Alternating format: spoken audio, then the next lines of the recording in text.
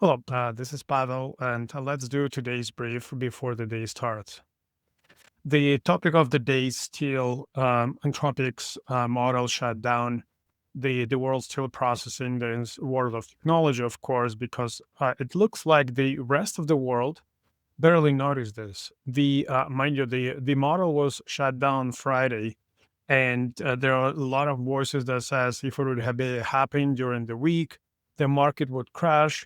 And look, today's Monday, the market opened with a huge gain based on the completely different news that happened after Trump signing the end of Iran war. Haven't even signed yet. They just promised that they reached an agreement.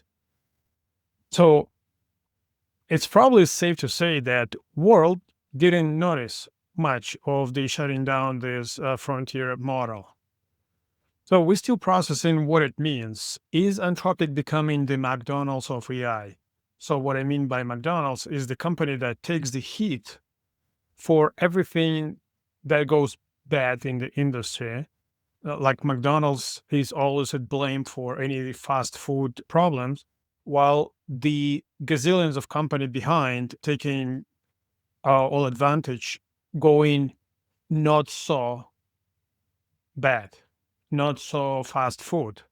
So you go to any store, they all shelves are filled with the bars that are claims that are healthy with the protein and all. And McDonald's is the default name for anything that goes bad with the fast food.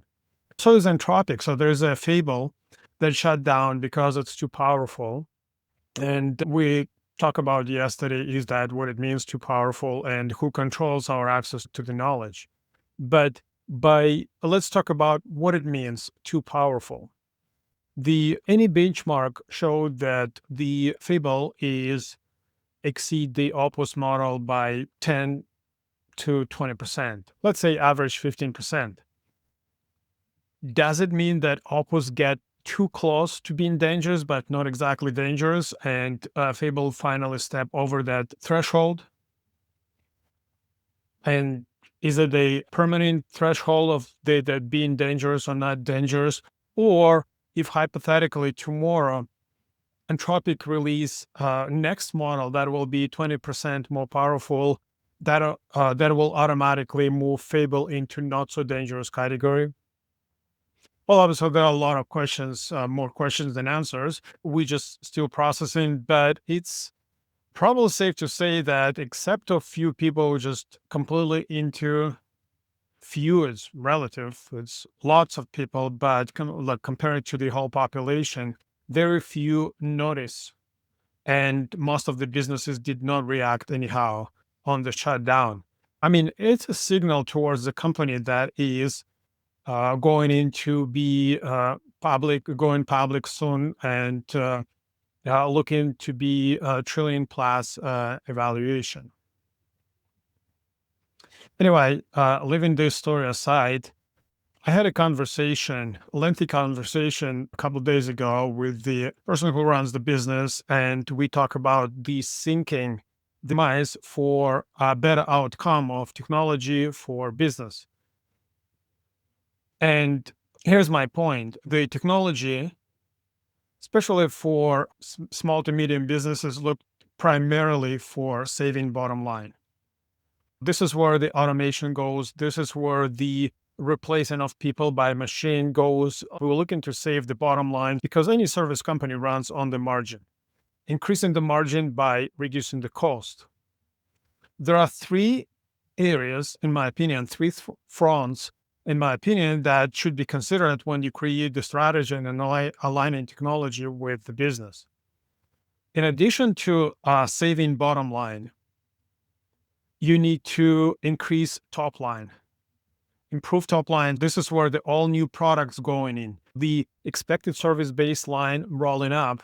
The customers expect more services. The clients, it's not drastic, but it is steady and it is obvious. The competition moving faster. The company expects, it is no question, expects to produce more in a year or two or three from now than it does now. And this is the top line, and increasing top line, opening up for new services, uncovering completely new areas of the service. This is where technology is best used for business purposes. We have improving top line, we have saving bottom line, and the risk. Risk, as any service company goes more technological, more digital, it is become real for any service company that did not consider risk before. It is a known fact that about 40% of the companies who were exposed in a data breach did not recover. They shut down. Primarily, that's related to the companies that are managing other companies' clients' data.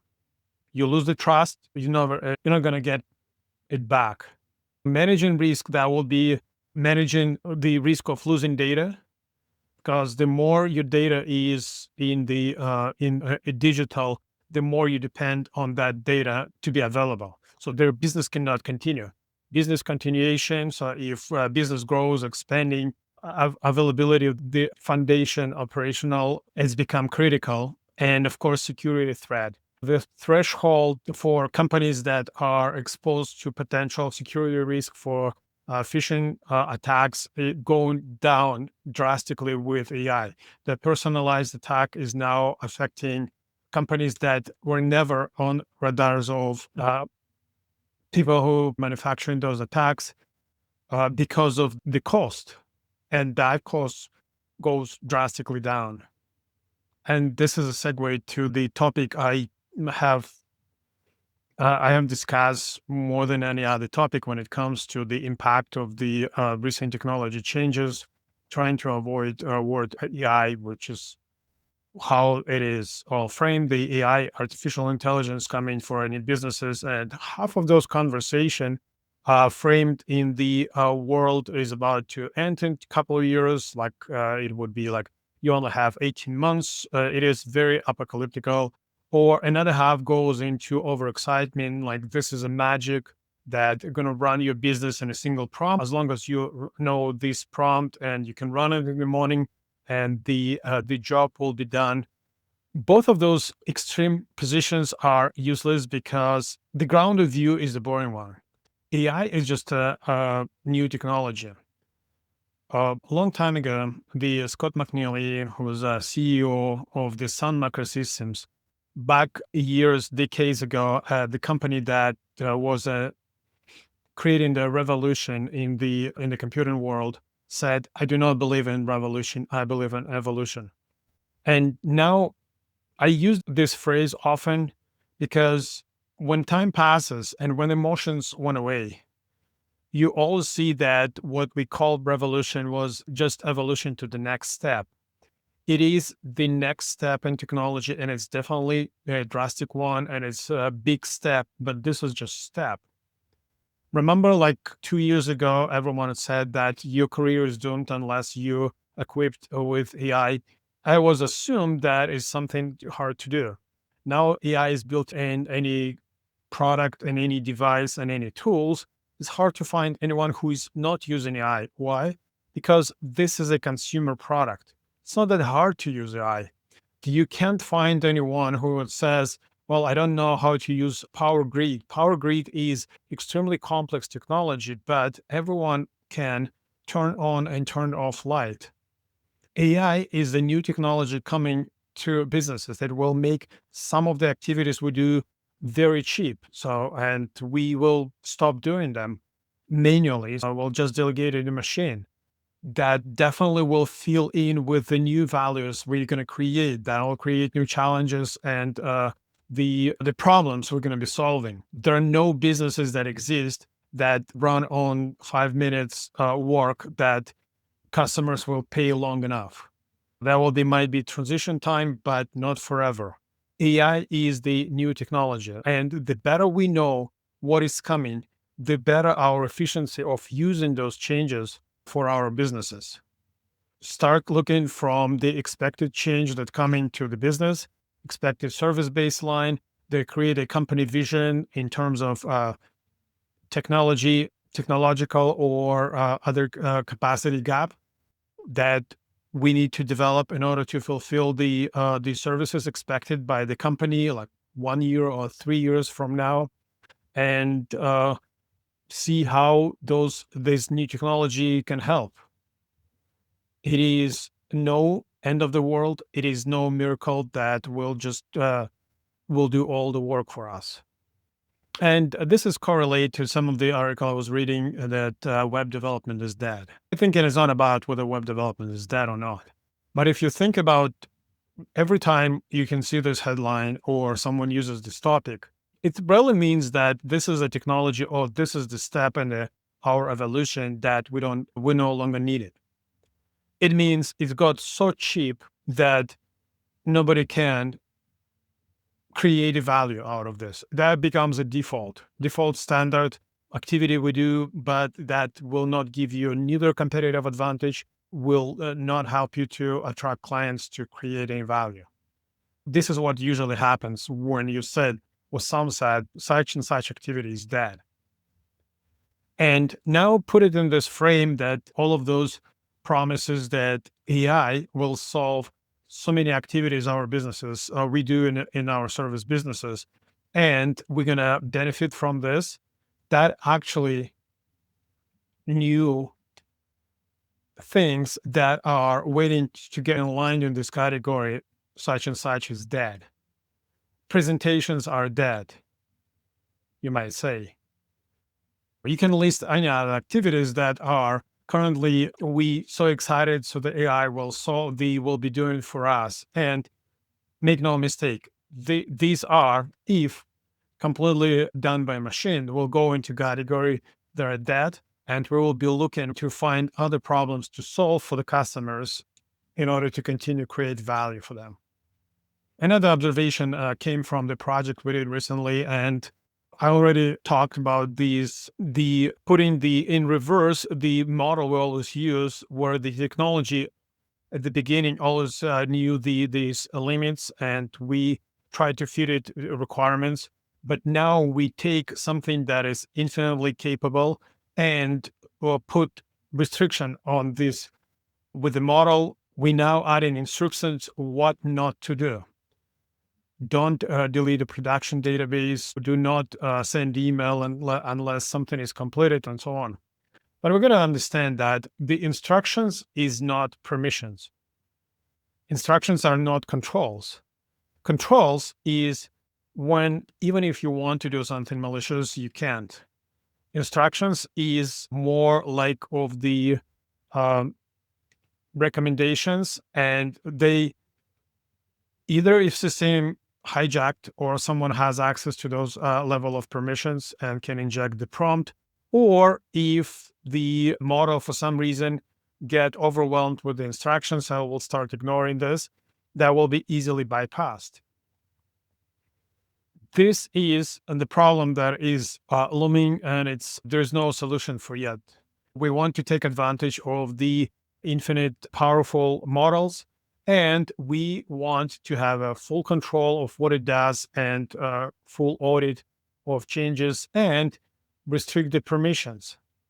Wait until we get to the level when we start thinking about how the two people who are prompting the same chatbot, let's call it chatbot, on the company level will get different results, or one will receive the result and another will be denied result because it is above authority level.